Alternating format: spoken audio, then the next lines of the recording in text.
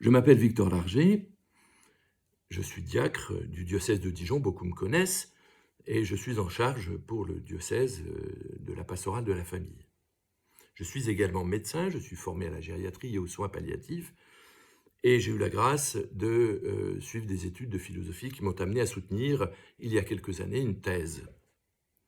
Je travaille actuellement à mon cabinet, mais j'ai aussi exercé la gériatrie en institution et dans diverses structures, villes, hôpital, qui permettaient de faire le lien entre les deux, au profit donc des personnes âgées en particulier. Et c'est là que j'ai pu pratiquer et puis accompagner des personnes en soins palliatifs au soir de leur vie.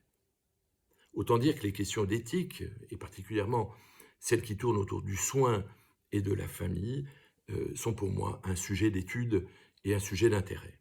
Lors de cette 8e édition du Salon du livre chrétien, je vais présenter entre autres 2 livres qui tournent autour de la mort et qui sont mon 5e et mon 6e livre.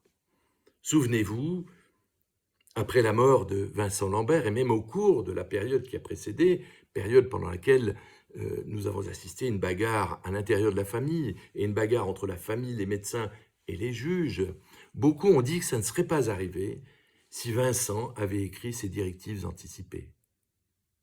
Les directives anticipées.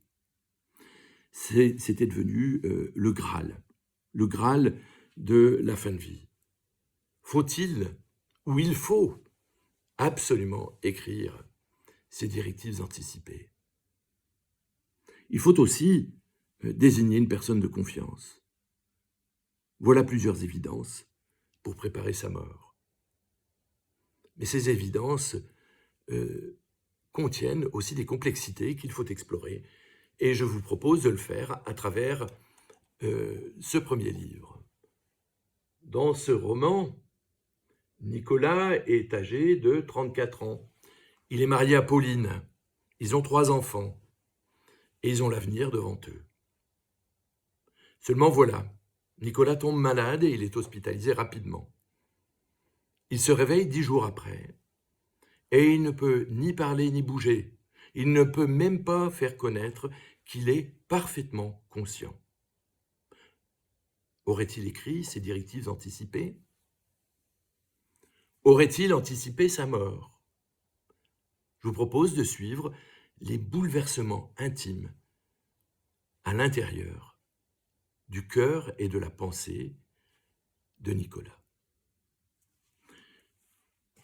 J'ai pour ambition d'écrire le roman de chaque livre philosophique que je publie. J'ai déjà écrit un roman autour de la maladie d'Alzheimer. Mais je n'ai pas réussi encore à publier la philosophie parce que je n'ai pas complètement terminé. Cette fois, ça a été un succès, j'ai fait les 2 à la fois cette année, et j'ai pu faire sortir donc le premier livre que je vous ai présenté, Une mort anticipée, et ce 2e livre, qui est en fait la philosophie du roman.